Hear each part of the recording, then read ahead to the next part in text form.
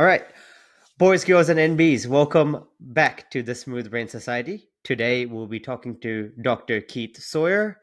Uh, he's a professor of education at the University of North Carolina. Um, his focus is on studying creativity, learning, and collaboration. Um, we're here to talk about creativity. We're in particular here to talk about two of his books, but I'll give you a bit more of a rundown on Dr. Sawyer. So he first started off with a computer science degree from MIT and used to design video games for Atari, after which he began his doctoral studies in psychology and he studied creativity. He's dedicated most of his life to researching creativity, collaboration, and learning. And additionally, he has also been a jazz pianist for over 40 years. I don't think we'll talk about that much, but maybe we will.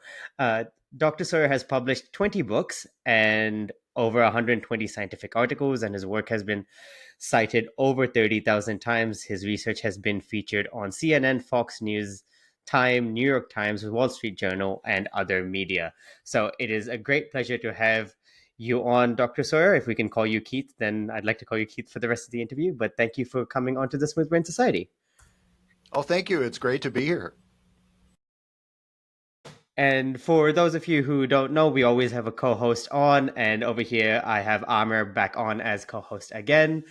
He doesn't know much about PhD in psychology, but he is a computer scientist, well, specializing in artificial intelligence.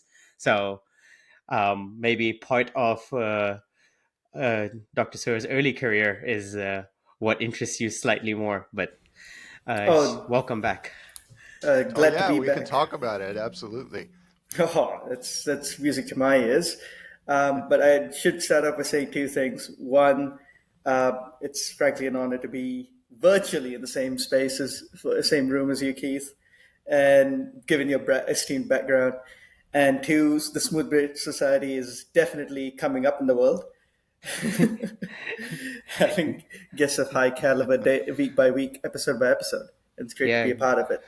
gone are the days where I was dragging my for my other PhD student colleagues to like run on and do an episode because I had no guests. So yeah. Um, so all right, Keith, let's talk about creativity first and foremost. So how would someone who researches creativity, what is creativity to you? I think creativity is something very personal, that creativity is something new and different that you come up with that you've never thought of before, or it's an action, a behavior that you've never done before. I think of that as a very personal type of creativity. And that's on one level. But on another level, I think of creativity as something that has an impact on the world, something that goes out and resonates with other people, that can make an impact on other people or with a time period or with a moment in history. And that kind of creativity, it is creative for you because it's original and new and different for you. But it has that additional power because it's new and different for the world, for society, or for the people around you. So I think of that as another level, another type of creativity, but both types of creativity are valid. And it has to start with something personal. It has to start with something that's new and different for you personally. And to get something that's new and different that you've never thought of before, well, that's the power of creativity, but it's also the mystery of creativity. And that's the type of psychological research I do, to find out how your mind comes up with something new that's new for you that you never thought of before. So in that case, so I was thinking while you said that things like sort of if there was a society or like how do societal things play a role in this? So for example, if there's a society where the wheel is not been used and someone invents a wheel there, but you come out to the rest of the world where everybody has a wheel or has been using it, is it still creative in terms of it's creative for them, but in the wider scheme people wouldn't consider it creative? Or yeah, how does that interaction work? Yeah, so that's why I think it's useful to think about two different levels or two different types of creativity. So you're exactly right. It could be new for you because you've never seen a wheel before, but then you go to the next town over and everybody is using wagons or water mills or whatever. So wheels are old news to them. So, yeah, on that second level, then you really haven't made an impact on the world because the world has already been impacted by someone else coming up with the wheel. But it still can have a personal power for you as an individual. It's, as creativity researchers and as a psychologist, I'm interested in the process that goes on in your mind and the certain types of habits and practices that you engage in as an individual. So for me, if it's new and it's different and surprising for you, then what's going on in your head is the same, whether or not it's new to the people around you. So then let's talk about the the psychological aspect of it a little bit and what goes on in the mind. I assume this is more to do with not your current book, which you wanted to talk about as well, and we'll get to it, but the one just before that, which was explaining creativity, right? Because that's the book where you talk everything creativity. So maybe we touch on that first. Um, and yeah, so what is going on in our mind? What's going on in our brains which makes people creative? Oh, I'm glad you brought up that book. It's called Explaining Creativity, and it's so big and thick. It has everything in it. It's over 550 pages, and it came out just in 2024. It's the third edition. So every 8 years or so, I update it with the latest new research on creativity. So I'm a creativity researcher, so I know how to read the journal articles, and my colleagues and people that I work with, people that I meet at conferences, are the people that are doing this cutting edge research. So I update the book uh, regularly to make sure it's got the latest, newest stuff. And creativity research is a pretty active field. Most of the people doing it are psychologists, either they're personality psychologists or they're cognitive psychologists. They're interested in what goes on in the mind when people are being creative. But in my book, Explaining Creativity, I don't stop there. If we're talking about this kind of bigger, more impactful creativity that impacts the world, then it's not only what goes on inside your mind, but then it becomes a social and an interactional type of process. So in my book, I also talk about these kind of like social networks, markets, audiences, um, social media, social networks. How is it that new ideas circulate around the world? So that's also creativity science, but I wouldn't call that psychology, right? It's more like a Sociology, sociology, yeah. right? And that's why my book is so thick because I want to put all of this stuff into it. So if you want to know anything at all about creativity, yes, that's your source, the Creativity Bible. Explaining creativity. It's not called the Bible. So my question is, I hope it's not a bit of a loaded question, but I'm uh, I'm thinking about how you went into the field of researching creativity, given your background, and I can think of sort of two ways in which your background probably influenced your research. One, probably because in the video game space is naturally a lot of creativity and it goes into making unique games and different games.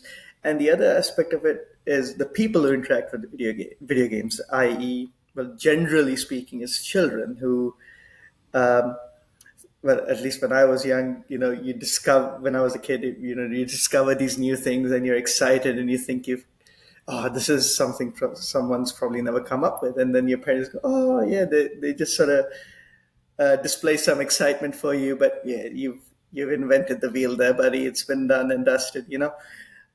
So what pushed you towards or piqued your curiosity in this in the field of creativity? I had a pretty unusual background compared to most of my creativity research colleagues are pretty straight up psychologists and they had a career. They got a undergraduate degree in psychology, then they got a PhD in psychology. They do psychological research. My undergraduate degree was in computer science at MIT, and I did artificial intelligence, as a matter of fact, artificial intelligence of the 1980s variety. So, very different kinds of technologies, but I'm happy to talk about that as well. And then I graduated and I got a detour from artificial intelligence because I had this opportunity to work at a small video game company. We did a lot of Atari's hit video games. And if anyone knows about Atari, they were in the late 1970s. They were the company that did the home video game player that you could put cartridges in. It was called the VCS, the video cartridge system, video game cartridge system. So yeah, that was the world that I lived in. And then I became an artificial intelligence management consultant in the 1980s, where I worked for big corporations. That gave me an understanding of business innovation and a technological innovation that I think a lot of psychologists don't necessarily have that business experience. So all of that, I'm thinking, I'm not a psychologist. I don't even know that there's a field of research called creativity research. But in my late 20s, I just sort of burned out as a management consultant, and I got jaded about making corporations just a tiny little bit more efficient with computer technology. I didn't feel like that was really making an impact on the world. And I'd always been academically inclined. I wanted to get a PhD and become a professor. So when I went to the University of Chicago, my idea was to study group dynamics and social interaction. I was interested in language use, how people talk to each other. And that led to my research on Chicago improvisational theater as a form of improvisational conversation. But I still didn't know that there was something called creativity research. I thought I was going to be a linguist, I guess, sociolinguist. But at University of Chicago, there's a legendary psychologist called Mike Csikszentmihalyi, or Mihai Csikszentmihalyi. It's a Hungarian name, and he's passed on, but he was famous even at that time in the early 1990s as the originator of the concept of flow, the psychology of peak experience. And that concept has really had legs. Even today, people know what flow is. And he was the originator of the concept. And he also was a creativity researcher, because it turns out that when people are in the flow state, they are more likely to be creative. And I took a class from him in my first quarter at University of Chicago. It was called The Psychology of Creativity. And just because it had an interesting title. And that was the beginning, when after that I was hooked. And I said, oh my gosh, this is how I can study improvisational dialogue between people. And it helped me understand my own experience as a performing jazz musician, where this interactional dynamics of members of a jazz ensemble has a kind of dialogic conversational dynamic to it as well. Nice. I think those journeys are better than the ones which are just like, oh, I did undergrad in this, and then I did a master's in this, and then I did a PhD in this, and it was all the same thing. Sounds a bit like your journey, Asa. Just a little Yeah. bit. um, but can I ask you, because you mentioned flow state and creativity, could you explain to someone who does not know, myself, what the basics of the theory are? Maybe that might help us in the conversation going forward. Oh, absolutely. So it started, now there's a movement that's pretty well established called positive psychology, Yeah. the focus on fulfillment and what is it that leads to a good life. Back in whatever, the 60s and 70s, people had a relatively simplistic understanding that said happiness. If you're happy, and what makes you happy, people would say, is because life is simple. Life isn't complicated. Life is easy. And if you're not stressed and you don't encounter any difficulties, then you'll be happier. And that was the understanding of happiness at that time. But Csikszentmihalyi didn't think that was what was really happening, because if that's your definition of happiness, is that life is simple and you're never challenged, then sitting in front of the television all day long, you should be the happiest person. Or playing video games on your computer all day long, you should be the happiest person. But his research wasn't finding that. He was finding that peak experience was coming when people were engaged in a challenging task, when they actually were working hard. So sitting on the couch and playing a video game was not peak experience. And that's what got him excited. He actually, in his youth, was a mountain climber in the Alps. And you ask this kind of cliche question, which is, why do you climb to the top of a mountain? And the answer is something like, because it's there. So that's, I don't know, a little bit humorous, but Csikszentmihalyi wasn't satisfied with that. And what he thought was people climb the mountain because it's a challenge and they get into a peak experience. So if you're a mountain climber, imagine climbing up the cliff face. You don't climb up the cliff face that you've done 100 times that you already know how to do. You pick the cliff face that's a little bit harder than what you're used to, that's going to challenge you. So that gets you into the flow state. What it is, it's a balance of your skills and your abilities and the challenges of the task. And the very simple, the flow curve or the line goes up. And that's the process of learning and development. That as you increase in your skills and your abilities, you need to increase the challenges as well to keep yourself in this flow state. So people who are seekers of the flow state, they are constantly learning, they're constantly advancing their skills because the pursuit of flow leads you to increase the challenges and increase the skills both. And if you think about all that, that's something you're doing for the task itself, for the enjoyment of engaging in the task. You're not doing it because you're going to make a bigger salary, although in many cases you do. You're not doing it for pride or for an award. You're doing it because the task itself is so fulfilling and so enjoyable that it's a peak experience for you. So it's motivating in and of itself. And the term psychologists use for that is intrinsic motivation, meaning inside of yourself. And you contrast that with extrinsic motivation, which is your salary or someone being impressed by you. Or I don't know, if you're heterosexual male, women, liking you or whatever.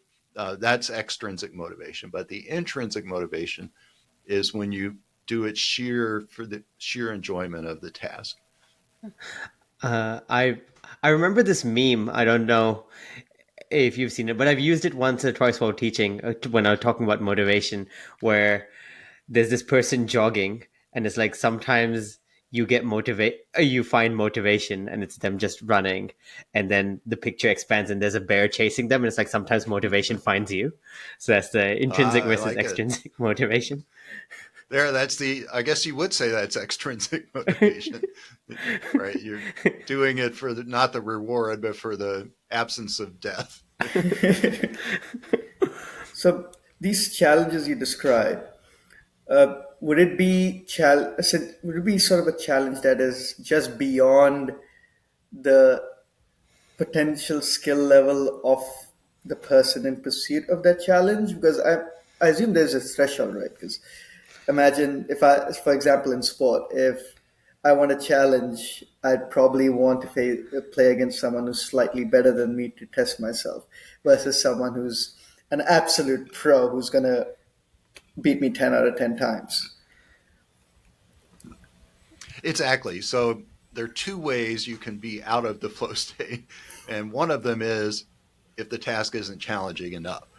And Csikszentmihalyi called that boredom. You can call it whatever you want, but if the challenge is not greater than the skills you have available, then it's just not interesting. It's not challenging. So that's boredom. But if the skills that you have are not up to the task, if the challenges are too great, then it's frustration and anxiety. So you're not in flow there either. So there's like a flow channel, I guess you could say, where the skills and the challenges are balanced. And, frankly, not all of us are in control of our lives so that we can choose exactly how much challenge we have. Sometimes the world just puts on a difficult challenge and we get anxious, and what can we do about it? We can either get away from that challenge or we can increase our skill level. But sometimes, you just don't have that option either. So not everyone in the world is in control of their own lives enough.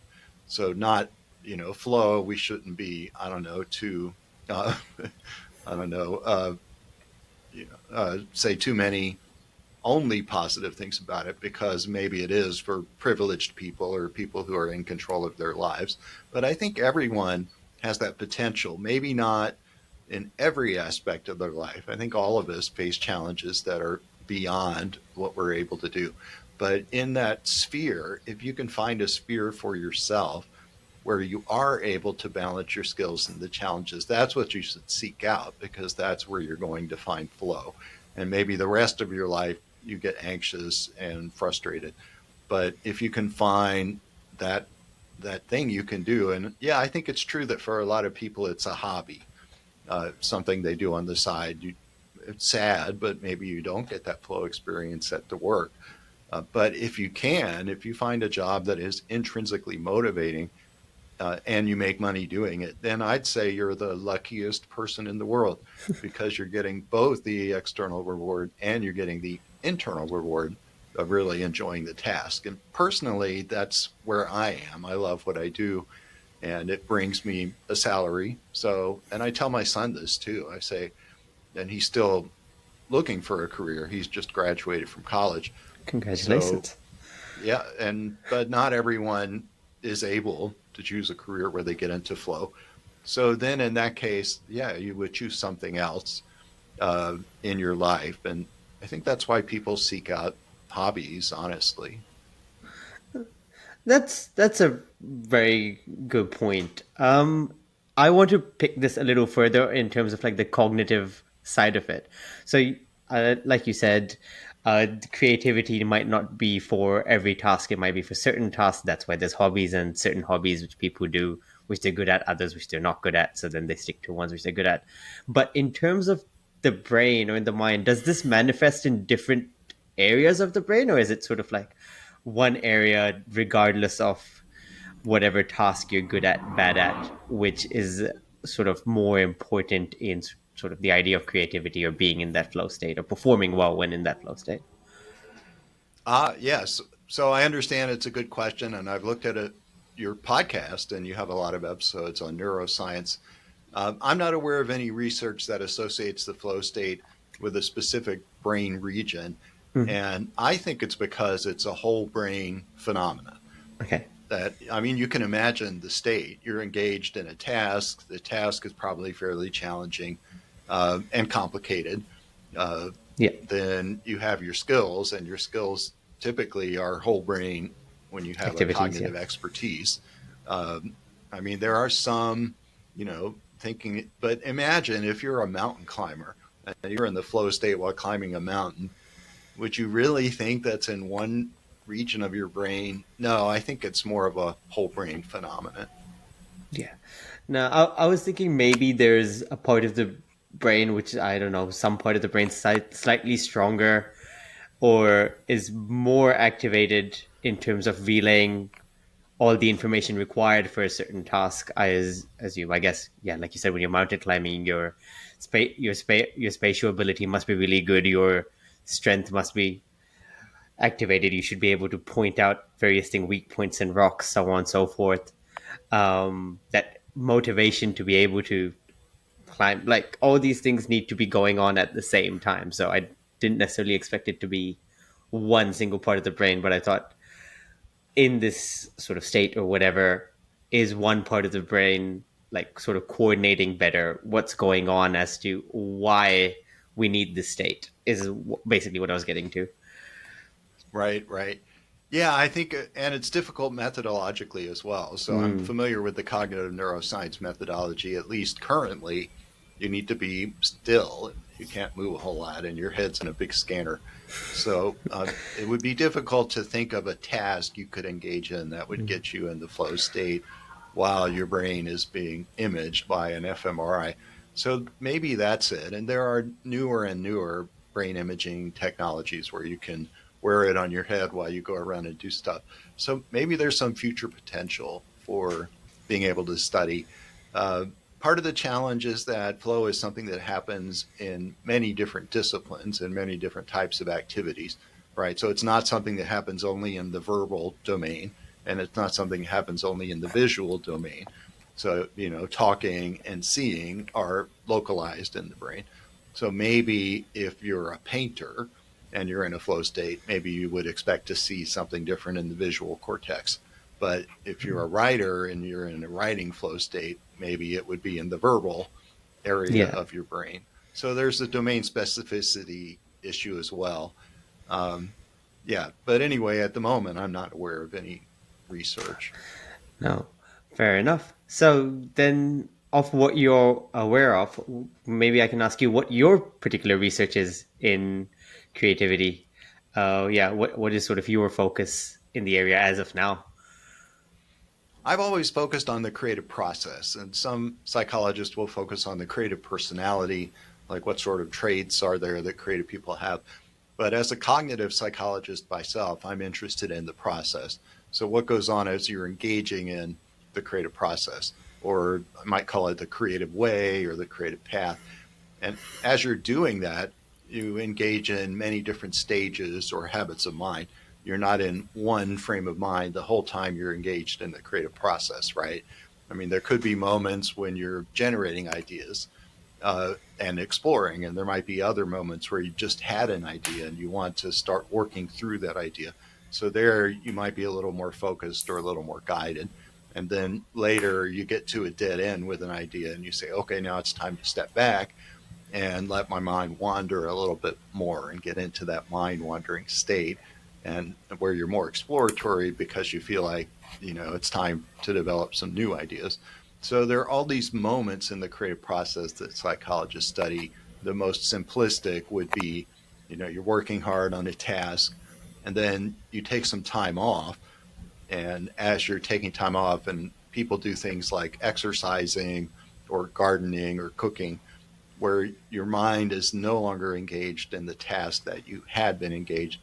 And then what's hypothesized to happen is incubation, that the mind in the subconscious is working on the problems that you have been working on consciously, but you step away and you're doing something else, and your mind is now occupied with something not related to your problem. But it's thought that your subconscious mind continues to work on it, and that's called incubation. There's a lot of evidence that incubation is often the time when you have a new idea. So ideas basically pop up from this incubation. So you think incubation on the cooking metaphor, it's the back burner, I guess, and then new ideas coming out of this. So this is why you often hear stories of people talking about insights coming to them where they're not actively engaged in the task, right? They have an idea while they're on the bus or while they're exercising or while they're cooking, and that seems to be associated with this type of creative process: hard work, incubation, insight. And then you get back to the hard work. You say, oh, I had this great idea. Now I want to go work on it. And then it's much more conscious and focused. So yeah, that's my interest, is this nature of the creative process. What are the mindsets that are involved and how are they sequenced together over time? Yeah, when I'm doing when I step away from a task I'm told to do, I get told I'm procrastinating. Well, yeah, instead of actually, well, You might be. but I'm actually just letting the subconscious work on it, aren't I? They don't get it. People don't get it. Everyone has a way in which they do their things. You know.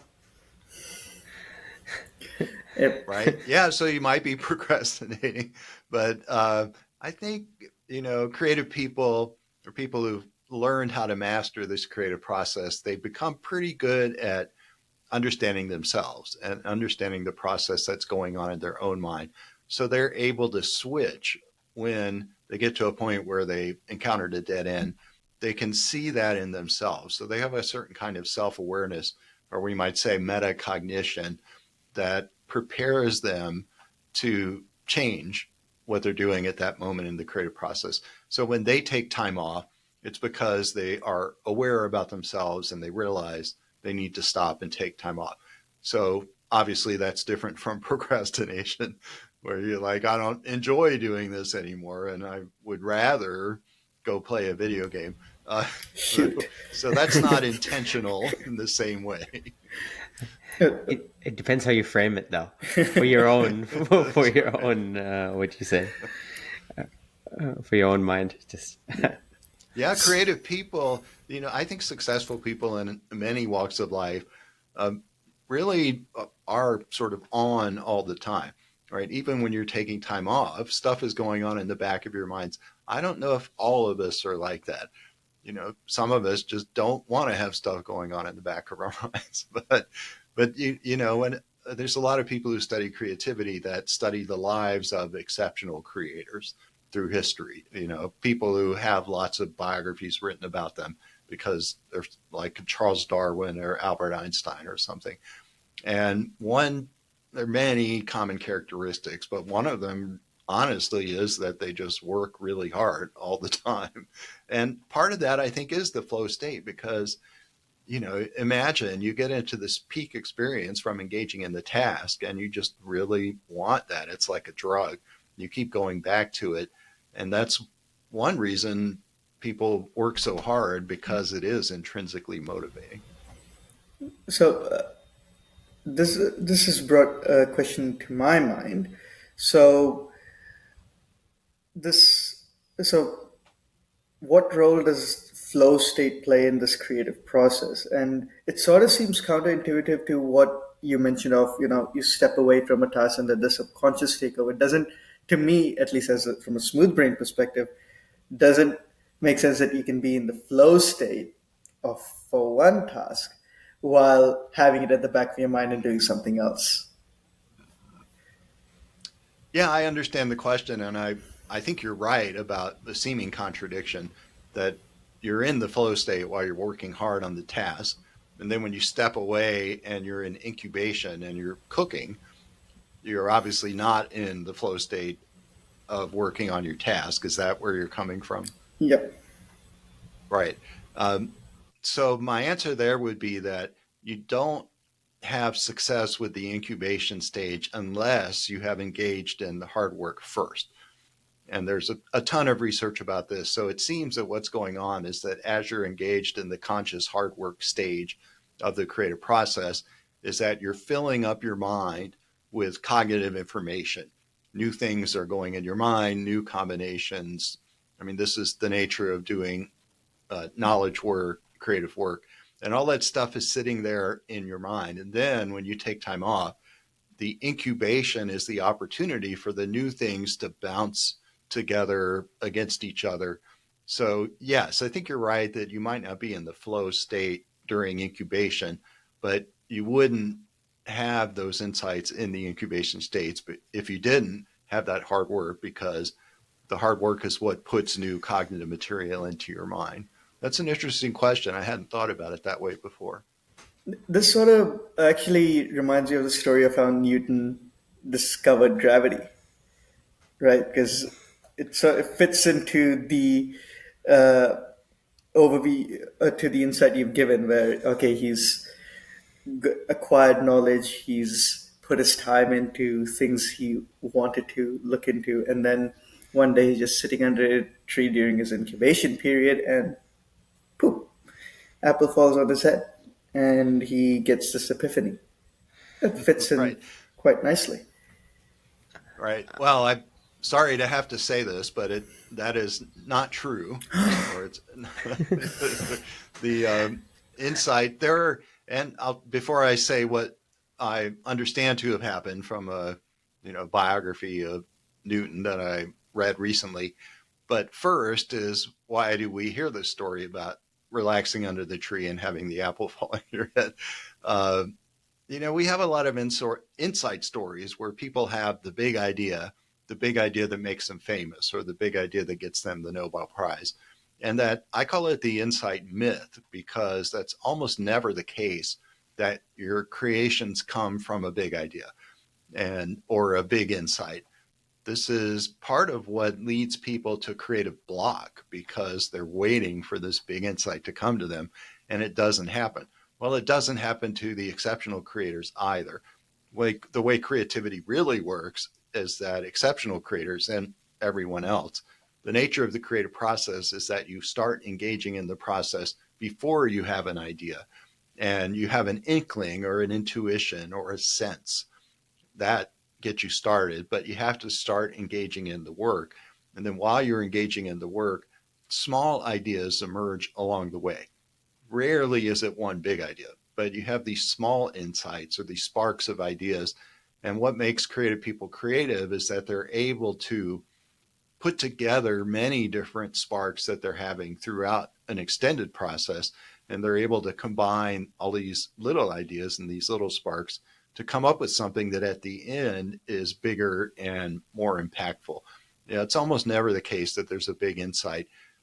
In a book I wrote called Group Genius, which is about the power of collaboration and creativity, I actually did research onto these inside stories. And almost any time you scratch beneath the surface of the inside story and you find out that it actually isn't true. But I think we tell these stories to each other because it reinforces the myth or the mythical narrative that we have, that creators are exceptionally creative because they're good at having these big ideas. And then you tell yourself, the reason why I'm not creative is because I don't have the big ideas. And if I one day, if I had a big idea, then I would be creative. But I'm not having the big ideas, so therefore I'm not creative. So that's a myth. And I think it's a dangerous myth because it leads the rest of us, the people who don't have big insights, it leads us to think we're not creative.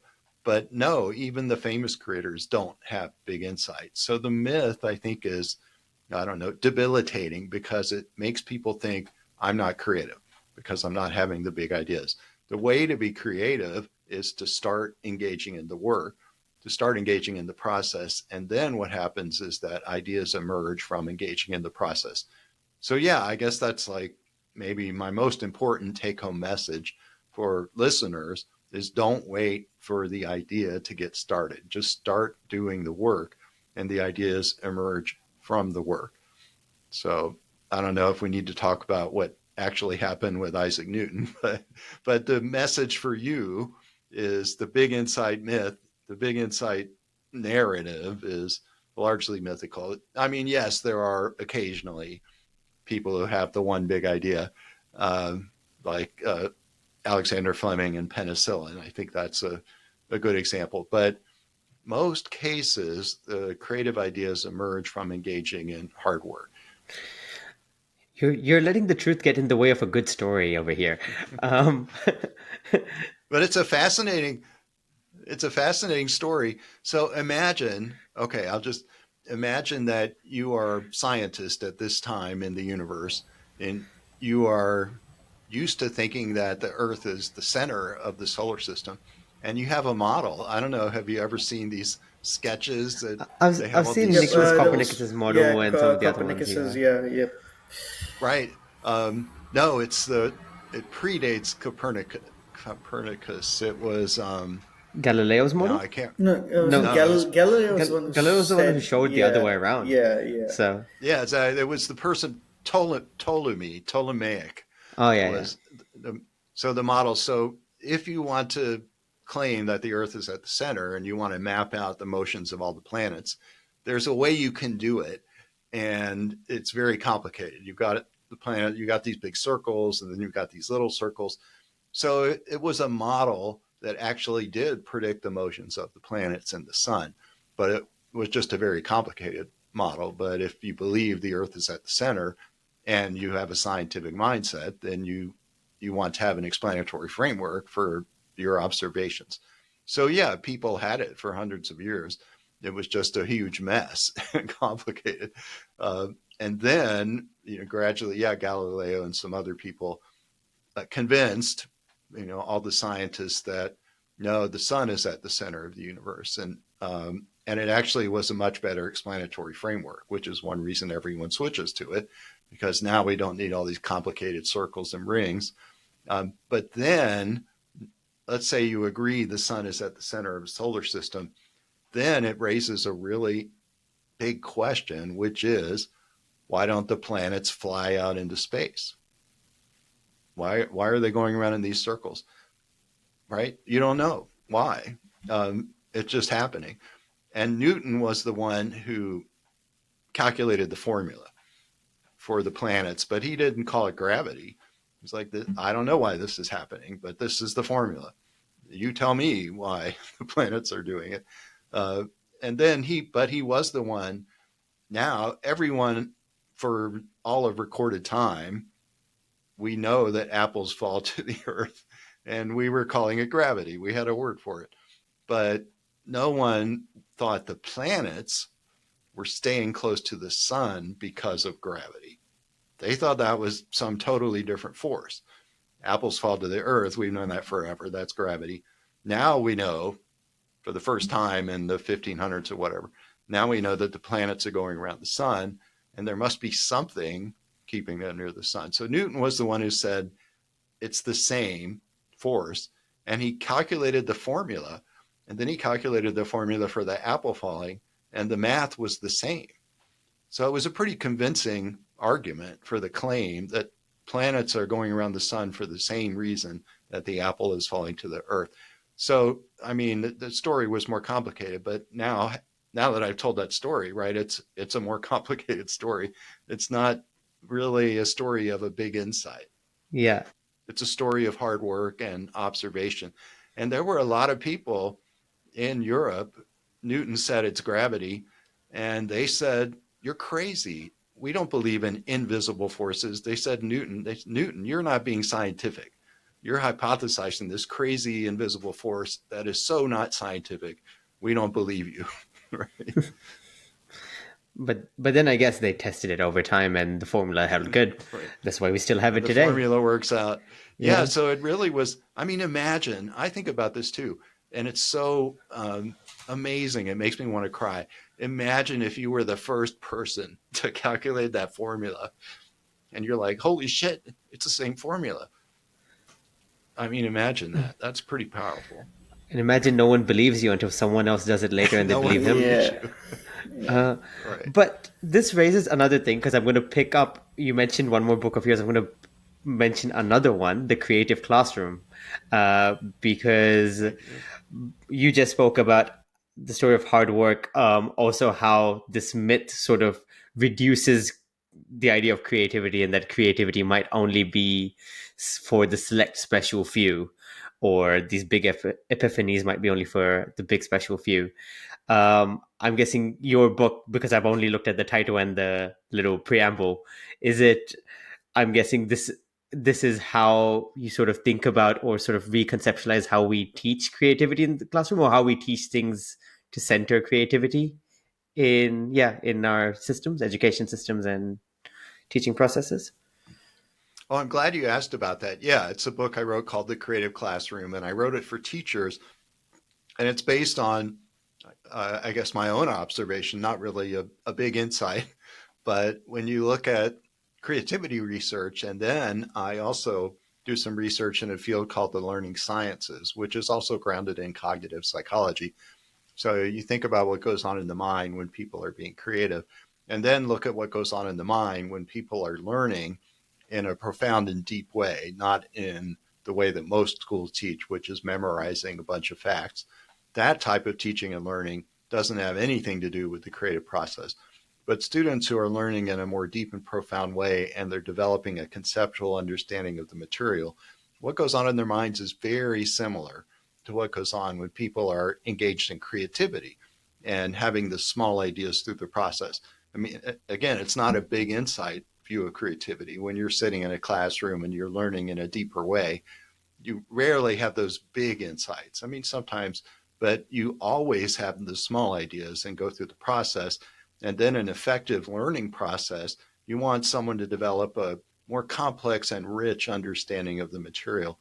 And that involves a lot of different facts coming together in a conceptual framework. So it's that characteristic of the creative process and the learning process. So I guess you could call that an insight. I'm not the first one that had this idea. I mean, Jean Piaget, a famous French psychologist, was who hypothesized this 100 years ago, that what goes on during effective learning is very similar to what goes on in the creative process. So it's not a new idea, but I found it a very compelling idea. And as research in the cognitive psychology of learning has advanced in the past 30 years, the research on creativity, I think it's more and more convincing that effective learning is very much like creating. So that's the point of my book, The Creative Classroom, is to say to teachers, if you're teaching people in a way that leads them to have deeper conceptual understanding, you are basically teaching them creativity. So teaching for good teaching, for understanding, actually is teaching for creativity. So you can do both. You can teach for learning outcomes that are valued by society. So, you have science standards. The kids have to learn science. You can't teach creativity and not teach science. But in my research, I would claim that teaching for a deeper understanding of science, you are basically teaching how to be creative in science. And you can't just be creative in some abstract way. At least I claim in this book, some aspects of creativity are what we say domain specific. So, being creative in physics, you need a particular type of deeper conceptual understanding of physics. That's not going to make you more creative as a writer, but to be creative as a physicist, you need to have this type of cognitive representation in your mind that only comes from a kind of creative teaching and learning. I quite like how you've made this point because usually I feel when we talk about creativity, we always usually talk about it in terms of like the arts, the sort of music, that sort of field, or maybe technological innovation as well. But you don't really hear it in terms of science necessarily. And as someone who does research, when you read a certain experiment where you're like, wow, they thought of how they did it like this, I think of it as very creative, but generally speaking, you would not. And sort of those sort of ideas of, yeah, having that conceptualization or strong conceptualization of a particular subject is really required to then take that thing to the next level or design the next experiment or find the next great thing. Um, and yeah, no, it's a really well put point. Right. And yeah, so it's interesting that you bring up art because my most recent book, just a couple of months ago, which is about art and design. And I think most of the scholars in my area think of me as an arts education or an arts and design researcher because before that I studied jazz ensembles and improvisational theater. So personally, I have not studied scientific creativity or engineering creativity, but I have colleagues who are studying those things, and people who perform at the highest levels in any discipline are engaging in creative thought and creative behavior, and they are creating new knowledge. I mean, that's what we say in the university. We say that our job is to create new knowledge. That's what researchers do.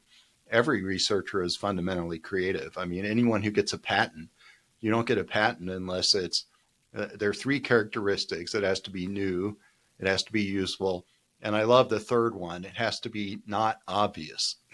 So you can't get a patent for something that's obvious. And I love this. There's actually a whole patent law doctrine, the doctrine of non-obviousness.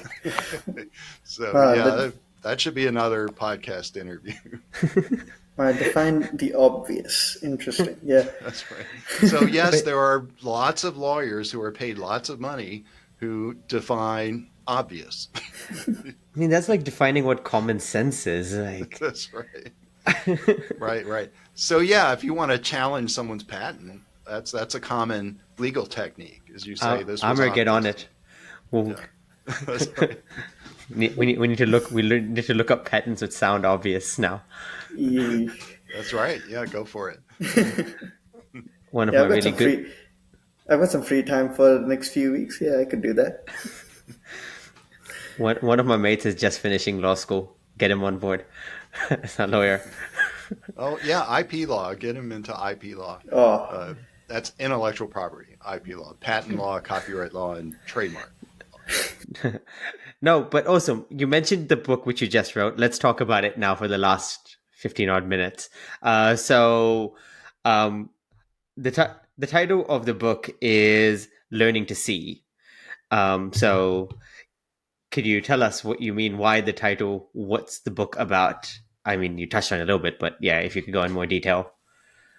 It's a great story because as a creativity researcher, I thought certainly artists and designers are going to be creative people. I haven't been to art school and I have never been an artist myself. So I really was an outsider. And I had an opportunity for a sabbatical leave. I went to the Savannah College of Art and Design, which is known by its initials. It's called SCAD in Savannah, Georgia. Beautiful city, which I highly recommend visiting. And had an opportunity to live there for 6 months, and I interviewed the professional artists and designers who teach classes. So, if you don't know, it turns out that to be a professor at an art or design school, you have to be a practicing professional yourself. And if it's a higher status art school or design school, you're expected to be a better known and more successful artist or designer. So I went to some of the top art and design schools in Los Angeles, New York City, and the people who teach at the School of Visual Arts in New York City, they are full-time working creative professionals. So if you're teaching painting at School of Visual Arts, your paintings are in the Museum of Modern Art. You have a dealer representing you. You're selling your works. So by going into these art and design schools, I really had the opportunity to interview high level professional creatives. And I went to art and design disciplines. I went to 20 different disciplines: typeface design, architecture, even practical things like advertising, and then the very much fine arts like painting and sculpture. And what I wanted to get at was the shared underlying essence of the creative process in the visual arts. So that's one take home message, is that yes, there is a shared essence of the creative process. So whether you're doing architecture or advertising or painting, you're doing very much the same things in your daily practice and in the way you see the world. And then now imagine that you have to teach these undergraduates and these master's level students. Your challenge now is to teach them the same practices and mindsets that you have mastered to be a creative professional. And it's hard to do that. I mean, it's easy to teach someone how to hold a paintbrush and how to mix paints, but that's not what you do in art school. You have to learn something much more elusive and profound. And many of the people I talked to said the hardest thing we have to teach these students is how to see. They don't know how to see in a way that's going to prepare them to be creative. And as a matter of fact, everyone I interviewed hated the word creativity, because I went in and I introduced myself. Hey, I'm a creativity researcher. I've written books about creativity. And that was kind of that's what made me legitimate, right? That's why you would talk to me.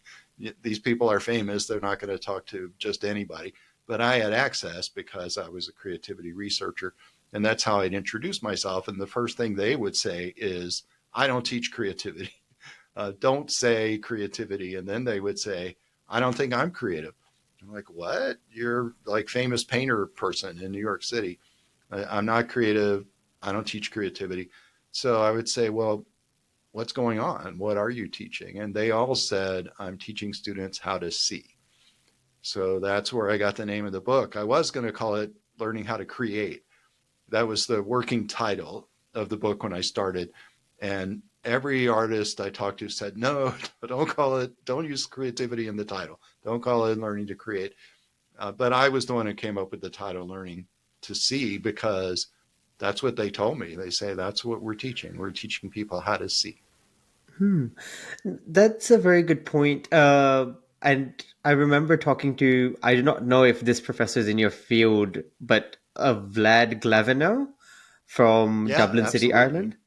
Ireland. So I was speaking to him. I met him and spoke to him, and he was talking about doing some work around Easter egg paintings in Eastern Europe, and how each Easter egg has, like, people who paint them have different designs and intricate patterns. And for someone on the outside, he said this is all very creative, but all these artists always said, no, we don't think we're creative. We're just doing what we learned, or yeah, or what we feel. And there's a process to it and everything. And I guess it's the same sort of idea of people. I guess these artists which you met, talking about them not being creative but seeing things differently. Oh, interesting. Yeah, I understand. But I think they're different phenomena. So I'm familiar with this, and I have a chapter about this in my book, Explaining Creativity. And it's associated with a lot of traditional and culturally embedded art forms. There's very much a desire to continue the tradition, so that there's a certain set of practices that are very much part of your cultural identity, and you want to be consistent with those. So that's common in many traditional craft forms or art forms, that there's a continuity, and continuity is valued. Tradition and continuity are valued. Whereas in a lot of Western art forms, what's valued is breaking with tradition and being the first person to do something completely new. So, yeah, a painter in New York doesn't have a value for continuity with any other painter in New York or with painting that happened in the 1950s. We don't care about that. We want to do something totally different. So they are different cultural conceptions of creativity. So that's what I think is going on with the eggs. It's that type of cultural tradition where you have a value for tradition and continuity. That's not why painters in New York say they're not being creative. And why do they say that? I think it's very subtle and it's hard to get at completely. But I think what they're seeing is that they're seeing the mythical view of creativity as being in a big flash of insight, and then a big flash of insight that then you execute. So there's this mythical view, which every painter tells me is wrong. The mythical view that you have a good idea for how to make a painting, or you have an idea for the image of what you're going to paint, and then you go and paint it. So there's very much a linear process that you have the idea and you paint it and it's done, and then you put it up on the wall or you sell it to someone. So that's a view of painting that a lot of people have. It's kind of like the apple falling on Newton's head.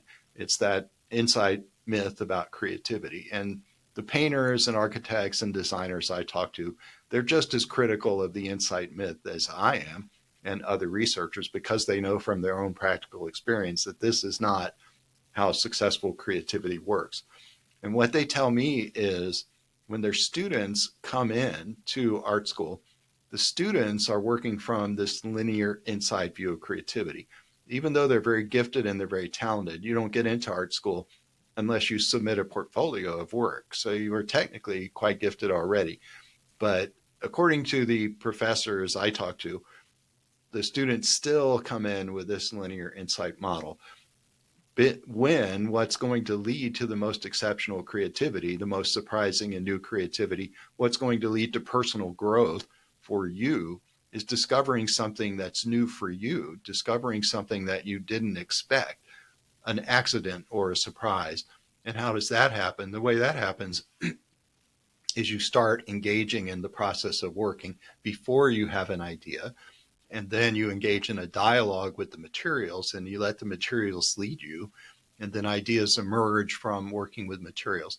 So I think painters would say that that process is creative. But I think the reason they reject the word is because of its association with this notion of having a big insight. So while you were explaining to us the contents of your book, I was trying to make parallels to studies, but the highest level of education in the field of science, where initially I thought, oh no, it's about a lot. It just follows a linear model. But the more I thought about it, at the highest level, when you are doing a thesis at a master's level or at a PhD level, you are implicitly or explicitly thought to be encouraged to be creative and try and explore different avenues.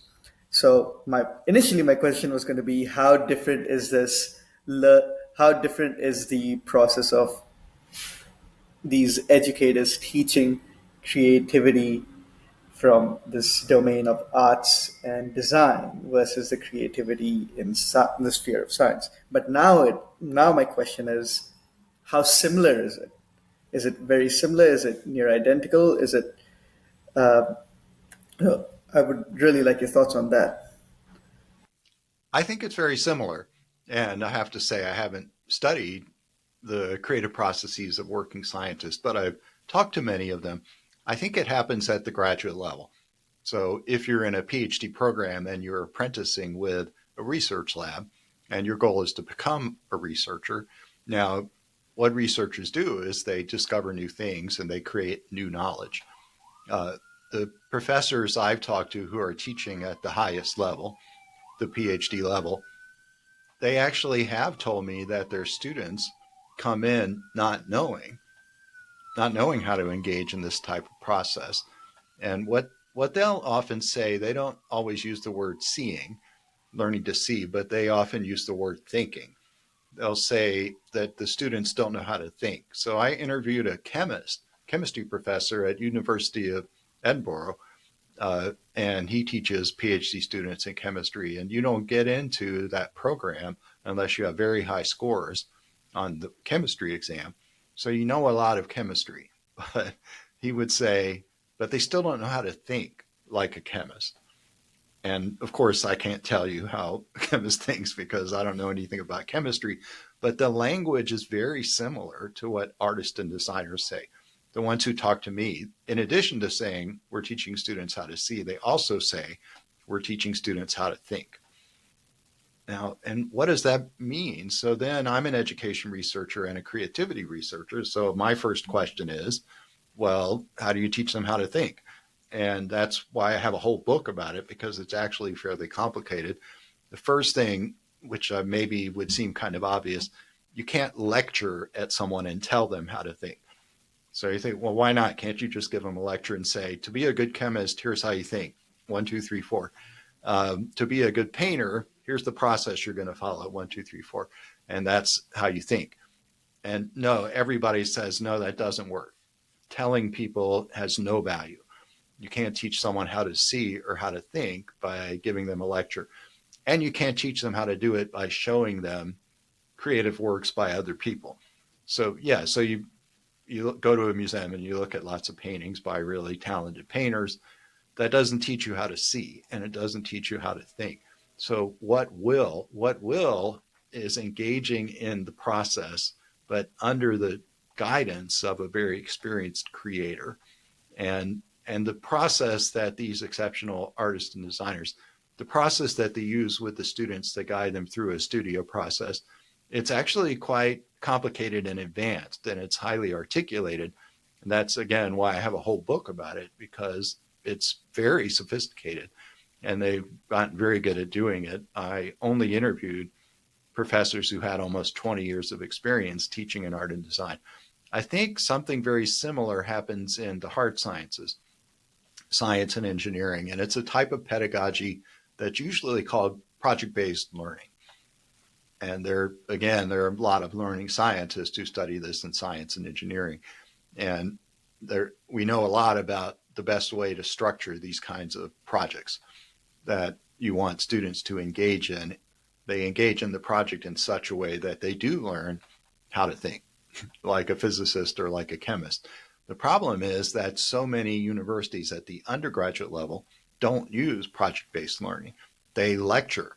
You'll sit in lectures for 4 years as an undergraduate, and then you take the test at the end of the semester and you get A's on the test, and then you take the entrance exam for graduate school and you get A's on that. But at no point have you ever engaged in the practice of chemistry. So you're not going to learn how to think like a chemist, because what makes you a chemist isn't that you're good at memorizing stuff. That just makes you do well in the chemistry exam. What makes you a good chemist is learning how to engage in the practice of chemistry research. And that's what these professors are talking about when they say think like a chemist. They mean think like a chemistry researcher, someone who actually discovers new things in chemistry. And that is a fundamentally creative process. Uh, a couple more questions before we sort of run out of time. One is where where does this come in? So you spoke about teaching or learning how to see, but if a professor is teaching you how to see, do you end up seeing what they see as opposed to learning how to see another way, if you know what I mean? And I'm trying to juxtapose it to the traditional idea of keeping a tradition and being creative within it, and therefore being very traditional versus like you said, Western ideas of art where you're encouraged to break free or think of something completely outside the box. If someone who's been teaching you their way of seeing, how are you breaking outside of that box? Um, yeah, I think I would say it might sound maybe a little bit imposing or controlling to say I'm teaching students how to see and think like I do, which is not exactly what's going on, although maybe a little bit. But what I think is going on is that uh, we're trying to help students fully realize their own potential creativity. We're trying to guide them through a process of personal growth, because what happens with many of these students is that they don't yet know how to see their own work. They don't yet know how to see themselves clearly. They don't understand what they're doing and what they're trying to do and what they're doing means. So really you're helping someone understand themselves. And when you're teaching someone how to see. And that's a very powerful thing. And it's not someone imposing a vision on you. It's someone helping you to become more like yourself. So that's a little bit what I find when I say learning to see and learning to think. It really is a process of personal growth and personal transformation, certainly in art and design. I don't know if that's the case with chemistry and computer software development. Are you understanding yourself better when you become a better software developer? Probably not. Maybe that's unique to art and design. But what's shared is the nature of the process of working, which goes all the way back to the beginning of our interview and what's interested me about creativity from the beginning, which is the cognitive nature of the creative process. So even though, I guess I'm coming back now, even though the artists and designers talked to said, we're not teaching creativity, what I see is that they are teaching students to engage in a type of creative process that is very consistent with all of the research we have about how exceptional creators make things. I think that's a beautiful full circle to finish on. Uh, Amr, do you have any final thoughts or questions? I had a lot of questions, but I think that's a good, as you said, that's a good full circle position to stop on. You know, So, Keith, I'll Good, leave it good. to you for the last bit. Is there anything which we haven't touched on which you'd like to? Otherwise, I'll ask you to give your final thoughts on the book and a final message for our listeners. Well, thank you so much. Creativity research is so rich and there's so much to say. And I think we've covered a lot of ground. Thank you.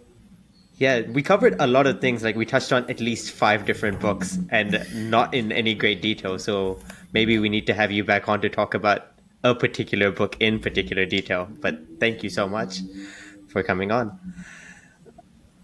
Great. And Thank you.